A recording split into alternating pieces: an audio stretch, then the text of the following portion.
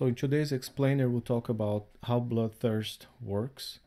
We have many ships benefiting from that ability, but it's still sometimes confusing how you can use that in your benefit and how you can defend against it. So let's get right in. So what's Bloodthirst? It's a special ability. Some hulls will have it. It's not something you can add through specials or modify. Either the hull has it or doesn't. And there are some statistics in the ship that will improve based on kills. So the more you kill, the more your ships with Bloodthirst kill, the more bonuses they gain, up to a certain number called maximum stacks.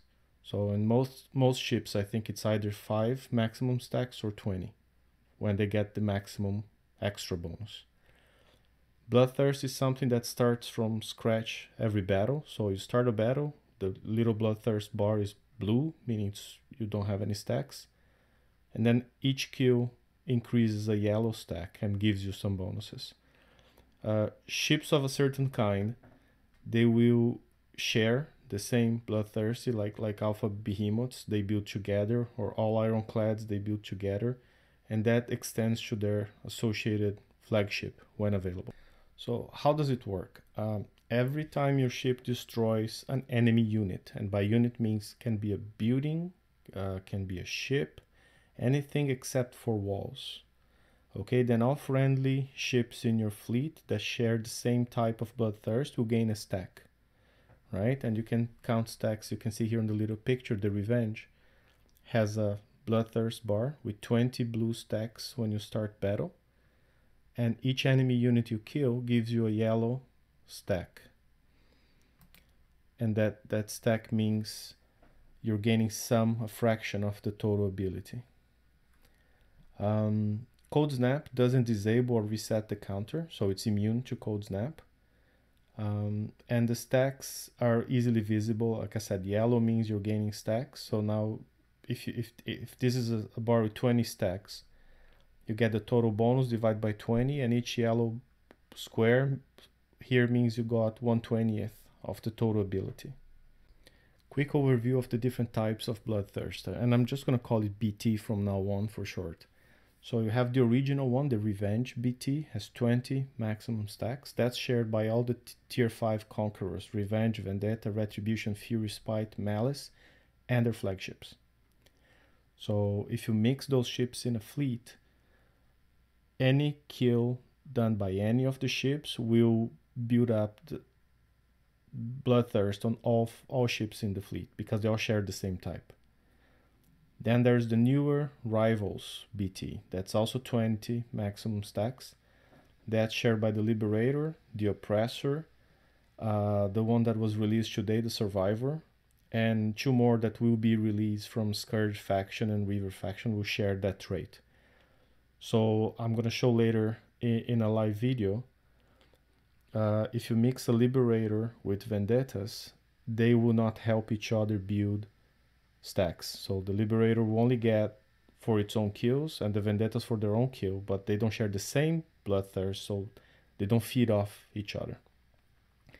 Then there's the Tideseeker BT with 5 stacks, the Ironclad BT with 5 stacks, the Alpha Behemoth BT with 5 stacks, and the Vasago Icebreaker BT with 20 stacks. And the regular Icebreakers don't share, so structures killed by Icebreakers will not feed the Vasago Icebreaker, but the benefit spreads throughout all the Icebreakers, so that's a bit different one. So some people, it's sometimes better like to show than to explain. So here's a real example using one of my Tideseekers, right? If you look at my Tideseeker on the shipyard or the dock, it has 94% concussive defense, 95 explosive defense, 37 combat speed, and 0 splash damage reduction. But these 4 statistics are affected by Bloodthirst, right? So you can see here in the Bloodthirst section of the Tideseeker, you gain up to 80% extra defenses, up to 90% extra combat speed, and 67% splash damage reduction. So the way it works, we get those bonuses, divide them by 5, which is the maximum number of stacks you see here, stacks up to 5 times. So now each stack will get 1/5 of that ability and add up. So it's easy to see that on combat speed. Starts at 37, then you get 90% of 37, divide by 5. So with each stack you gain extra 18% combat speed. So you can see how it gets progressively faster by steps of 18%. Okay, so here I get the original speed times 1.18. Then original speed times 1.36 until I get to the last stack and it's original speed times 1.9, right? The 90% total. And you can see clearly here, no stacks on the first picture, 3 stacks on this picture, and then full Bloodthirst here. That's when you see your Tideseekers moving a lot faster and taking a lot less damage. I did a similar chart here for the Liberator. The Liberator has the rivals, Bloodthirst, you can see up here, stacks up to 20 times. So you gotta get these bonuses, deflections, damage, and divide by 20. Okay, so each stack you're gonna get 1/20th of the total value. To keep it simple, I only covered here at 5, at 10, at 15, and at maximum stack. So you see the difference, for instance, right? My base ship does 46,000 damage. That's what the damage it does against ships when all missiles fire, okay, including specials and whatnot. So starting from that value, as it gains up to 200%, when it goes to maximum stacks, you see it's doing 3 times the damage, so 139,000.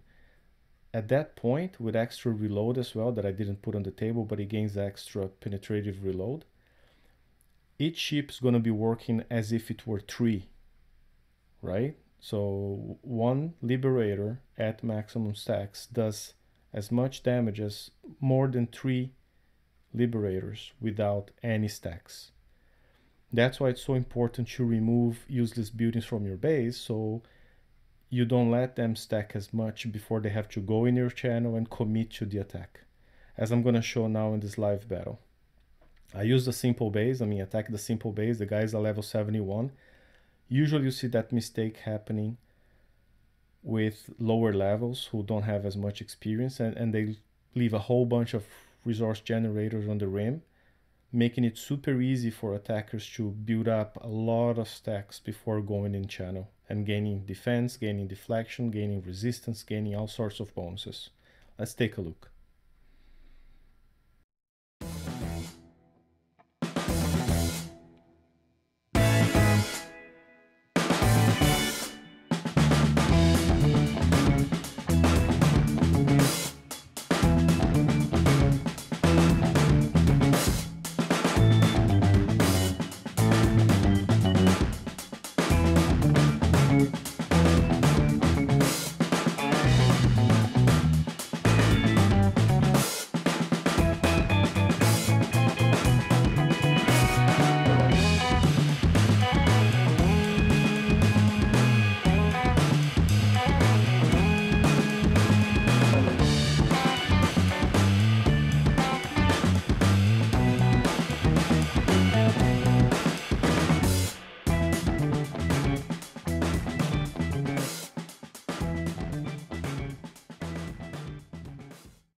So as you saw, the ways to defend against Bloodthirst is to get rid of any buildings you don't need.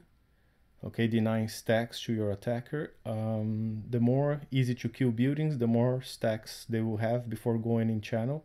So the easier you're making for your attacker to defeat you. Okay, if you're the attacker, as you saw in the video, don't mix Revenge Bloodthirst and Rivals Bloodthirst ships in the same fleet. And if you do, be aware that they will not help each other build up, as we saw in the video. You can watch it again if you want.